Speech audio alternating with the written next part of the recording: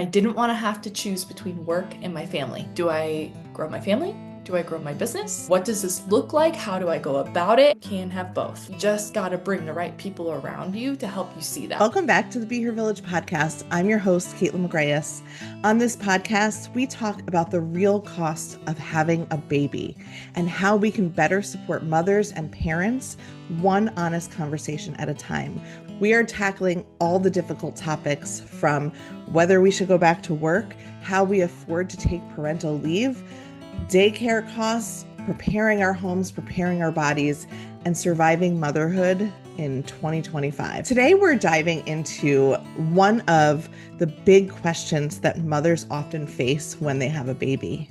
That choice between their professional endeavors, their careers, their earning power, their work lives, and how they show up as a mother, how they show up for their families. In this conversation with Hannah Vasquez, we go head on into that choice that is very familiar for people who are having babies, and I imagine it's familiar for you, our listeners. Please drop me a note. You can text me right through your podcast app. Let me know what you think and enjoy this conversation with Hannah Vasquez. When we talk about maternity leave, there are all these different ways of getting maternity leave, right? There's our job protection that came first, right? Back in the 90s, FMLA, Family Medical Leave Act. And that literally just helps you keep your job. There's not even like a payment associated. It's like you just can't fire someone if they take time off to recover from having a baby. And now, things have grown. Different companies have their various offerings. You have state level offerings, and there's just this like imperfect patchwork of maternity leave offers. But what I wanted to talk about with you and why I wanted you on our podcast is that there is an enormous amount of women who are missed by every single one of those options. There is an enormous amount of women who do not have FMLA protection. Upwards of 40% of women who are working do not have even the basic unpaid protections because of various things, because of the company size, because of how long they've worked there, because they own their own business, because they're a gig employee, because they don't have consistent income or they work for themselves. Like there's just an enormous amount of mothers out there that are completely missed by the already inadequate options that we have for maternity leave. And so, Hannah, you are someone who has an option, who is creating and has created an option for mompreneurs, for people who are not secured by this safety net that is catching others, even if it's catching them inadequately. And I sort of like am hammering that home because I never want to normalize what's going on with maternity leave in our country by like accepting it. I want to just constantly call out that it is not okay what is there, but that there are people like you working to improve it. So can you tell me a little bit about your story and how you were called into this work of helping mothers that are not accessing maternity leave in other ways help themselves? Yeah, 100%. And I love how you set this all up and what like the research you've done, because it's true. Like maternity leave, I think for a while just has had this view of, it's something like, yay, it's a perk, or wow, like you get to have that. And it's something that you almost had to deserve, like you had to earn it. And my whole thing is like, oh no, like, mama, you earned it the second you found out you were pregnant. Like, even before that, too. Like, the journey of you deciding you're going to have a family, for some of us, that's really difficult and really hard.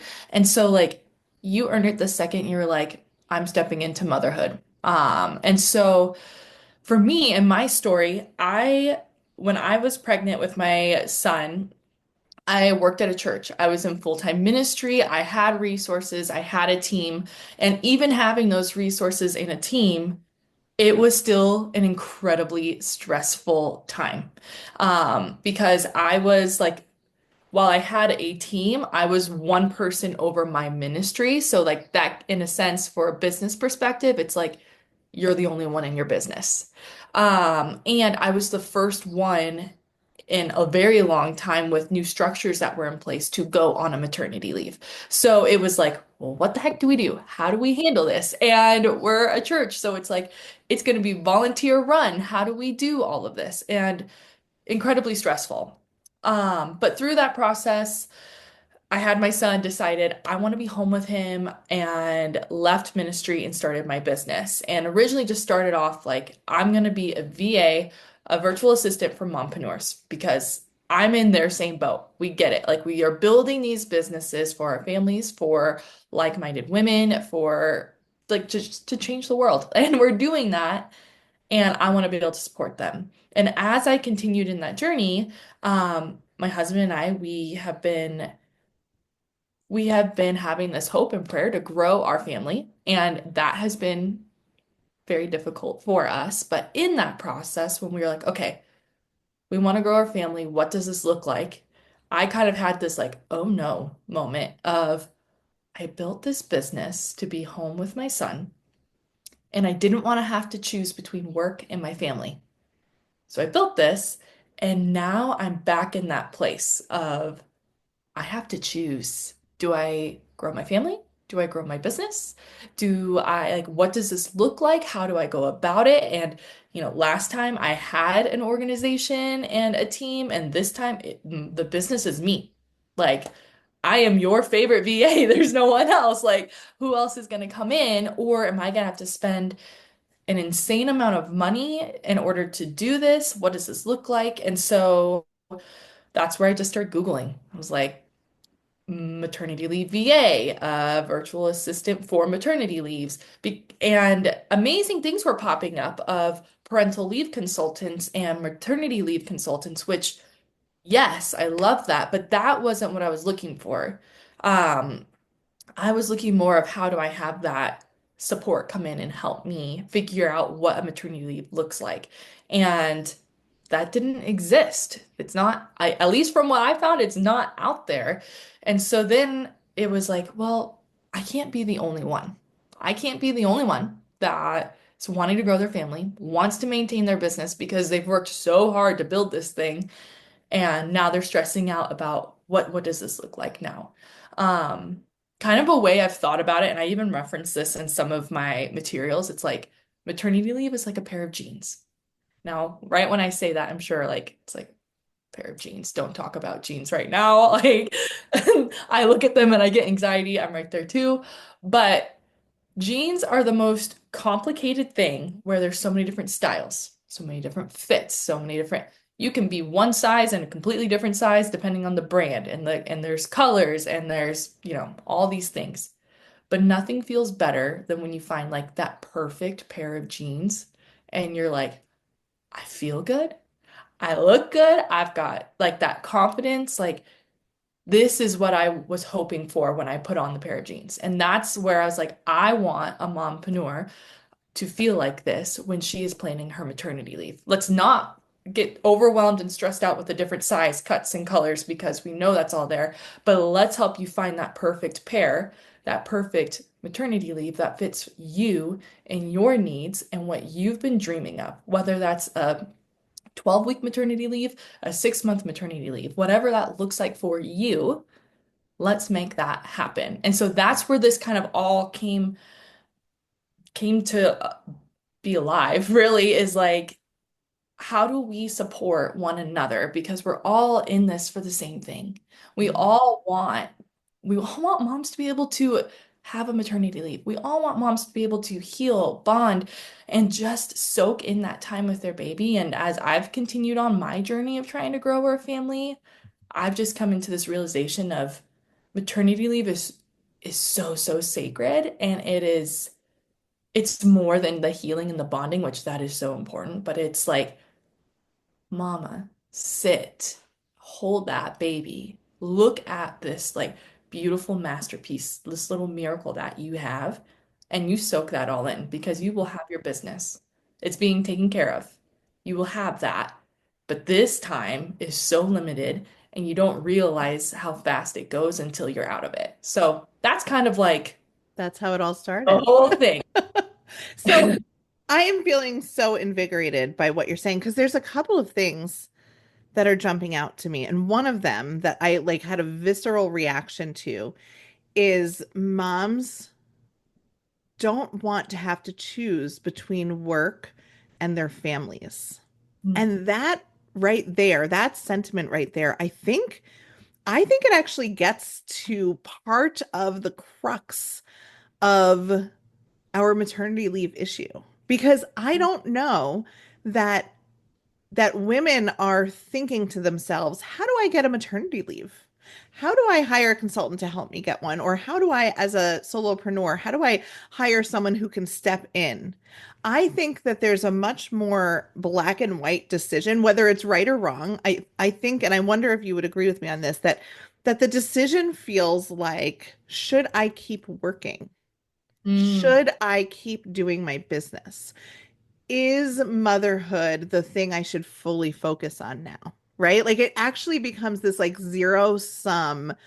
How do I have a job and work? How do I run my business and also take care of this baby? And it becomes this idea of like the maternity leave is actually the compromise. The maternity leave is pause, stop, rest, heal, nourish, step away, Mhm. connect with your baby, recover from your birth, and then it will still be there for you, whether it's your job or your business, it will still be there for you. And then the question becomes, and I know that this is what your business is focused on, is well, how do I make sure my business is there for me afterwards? But I wonder, as someone who left my job, my teaching career when I became a mother, and as you sitting here having been in ministry and working in an organization, like we both didn't necessarily take maternity leaves, right? We had that question of can I work or can I mother? And we both picked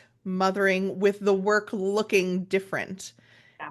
And that to me is really, really interesting because I think maybe part of what we need to do in this conversation about maternity leave is it's not like you said you started like researching for yourself how to make maternity leave happen and you get this sort of like list of people who are doing very important work of the maternity leave consultants and I've met several consultants and they're just lovely and so knowledgeable, my goodness, and that is just Right. like to know the ins and outs of all the different state regulations and company regulations and negotiations and how you get them to maximize it. I mean, it's overwhelming for the best of us and they just take on they're doing God's work with their maternity leave No, no. consulting.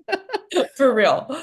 But there is like something even deeper here, which is that pull between motherhood and our professional careers. And I think like step one is almost this inviting people into the idea that we can have both, that women can have both. We can, in whatever form it ends up finally looking like, we can have a professional career and a professional endeavor.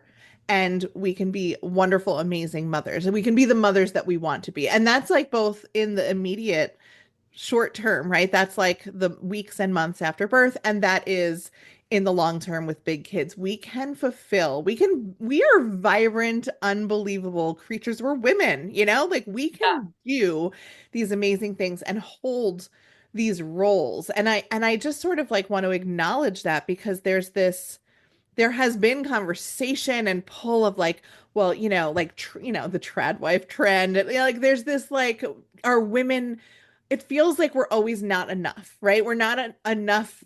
We're not working. What's the phrase? Like you have to work like you don't have kids and have kids like you don't work, or there's like this Yeah. impossible equation.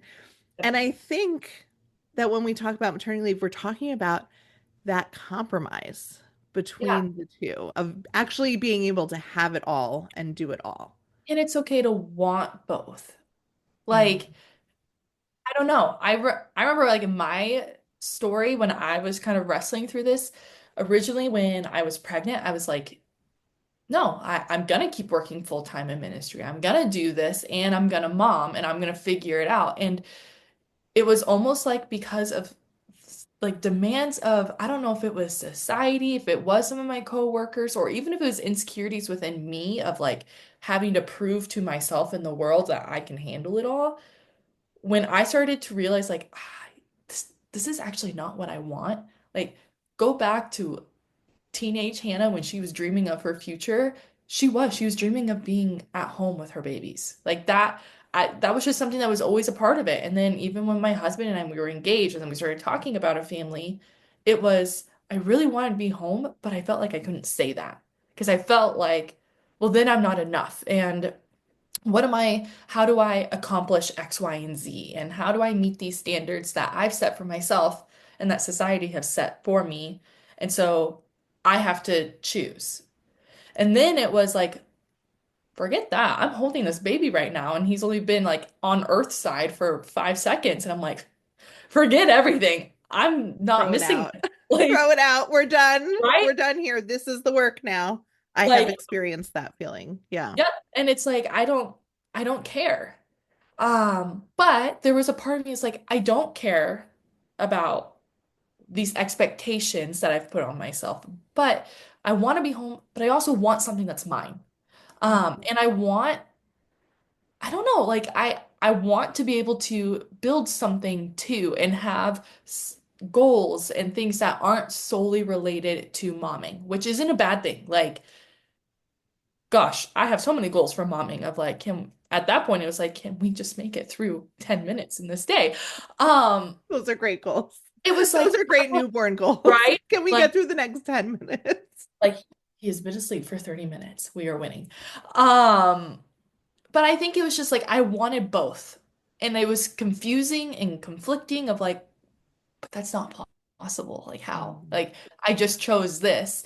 Um, but then that's a whole other like Google spiral I did where I was rocking my baby at a terrible time in the morning, like when everyone should be sleeping. And I literally was Googling like how to stay at home and make money. Like that, it's those things. And that's where I found to become a virtual assistant and then started down that path. But I think the big thing for me was like, it's okay to want both. And even now, with the focus of the business, it's like trying to communicate to these moms, like, you're building a beautiful family, and that deserves all the care and attention. You're Mm. also building a beautiful business that deserves all the care and attention. But there are points where it's like, only you can care for your babies the way that you can because you have been chosen to be their mama. So you be there, let me come in and help you with your business so Right. that I will care for it the same way that you would.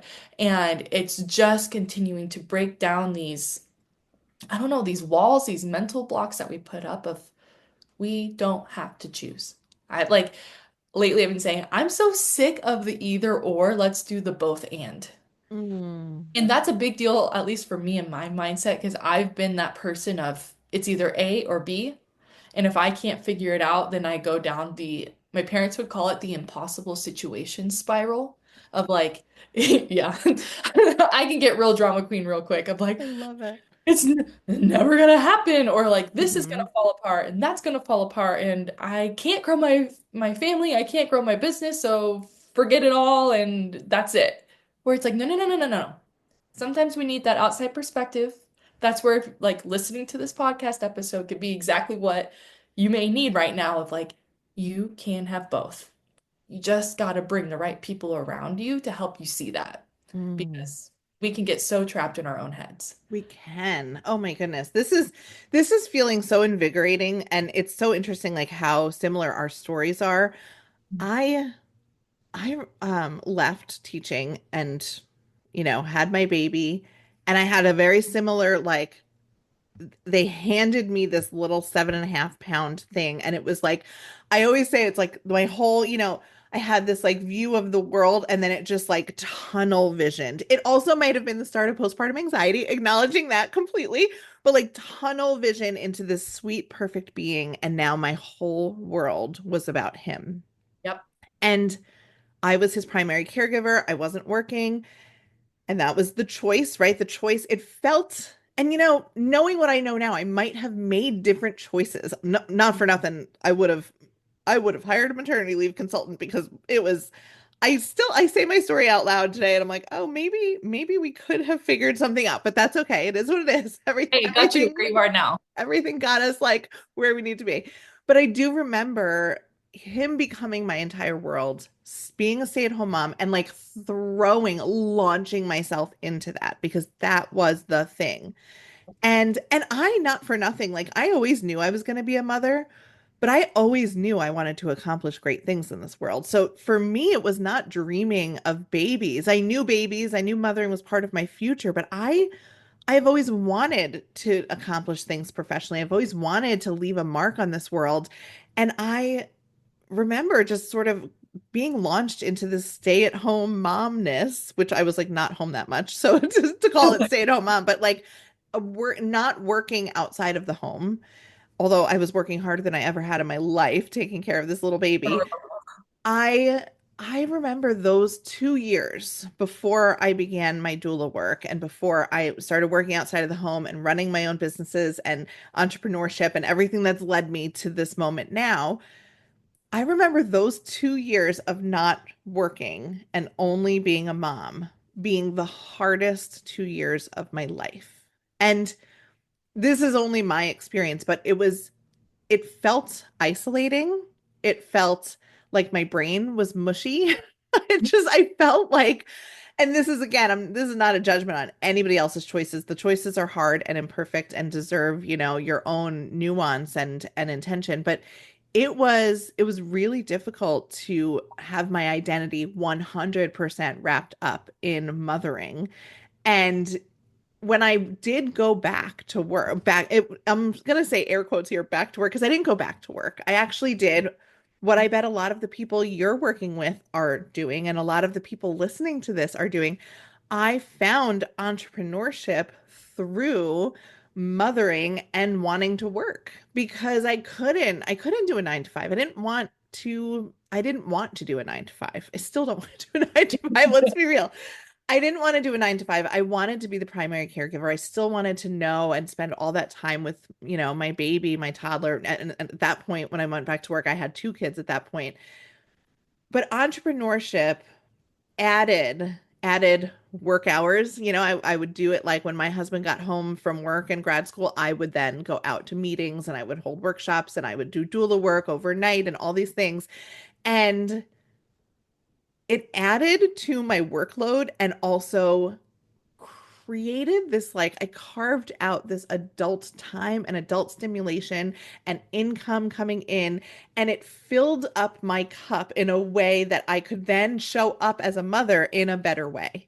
Yep. And it was only through entrepreneurship that I was able to return to work. And that's a big truth for a lot of people, is that we find entrepreneurship and we start our own like quote unquote side gigs, and which often accidentally succeed into full-time gigs, which sounds like your exact situation, right? Where it's like, oh, let me just start this little thing so I have something to do on the side. And like, oops, I grew a business. Now, how do I step away from it? Like, Yep. this is something that happens again and again. And it's wonderful because you have all these like small mom founded businesses that very often, because of the nature of our way of stepping into the work, they're very often mom focused, right? Like I'm thinking of Mama Meals. Mama Meals, Holly Yes. from Mama Meals is like so amazing. We had her on the podcast and she started her Mama Meals meal service, frozen meals, and they just launched fresh meals. Like they started this because she was cooking for herself. She was figuring out postpartum nutrition for herself. And then she did it for her neighbors and her friends. And then she started selling in her town. And then it blew up and went across the country. Similar for me. I used a doula. I became a doula. And then I had a doula team. And then we created the baby registry for doulas. And now we're helping moms get funding for all kinds of things, including maternity leave. And it's like, this is where we need moms' energy, right? We need them building businesses and finding that balance between that question of like, do I work or do I go to my family? Entrepreneurship is often the answer. Thank you so much for listening to that amazing conversation with Hannah. Going into this, we endeavored to actually have a discussion about how people who are in the entrepreneurship world, who are running their own practices or their own businesses, how they can show up for themselves and continue their businesses while doing motherhood, while bringing a baby in, while getting proper rest and nourishment? How can we step away from our businesses? However, this conversation that you just listened to was so necessary. We cannot talk about stepping away from a business before addressing head on that choice that mothers have to make. That is not necessarily fair to have to make, but it is absolutely, in a country that does not have the infrastructure for new parents and certainly not for working mothers. We have to, when we decide to expand our families, we have to ask ourselves, how are we going to do this? How do we balance the needs of our families with our own needs, our professional needs versus our maternal and mothering needs? And it's going to look different for every single person. And I really appreciate Hannah for having that conversation with me. I think she brought in a really unique and beautiful perspective. Tune in next week. We are going to be talking about how, if you are one of the people who has found entrepreneurship, whether it's through motherhood and your postpartum time or some version of returning to work, or if you are an entrepreneur who's running a business and is looking for a solution to how to get a maternity leave in this country where one does not exist unless you create it for yourself as an entrepreneur. Hannah and I dive deep into that, and she has real answers and a very creative solution. So I really hope you tune in next week. Check out our show notes for links to Hannah, links to the Be Her Village registry, and more resources for you to get a better maternity leave and more information about how to afford having a baby in this very interesting time to be alive.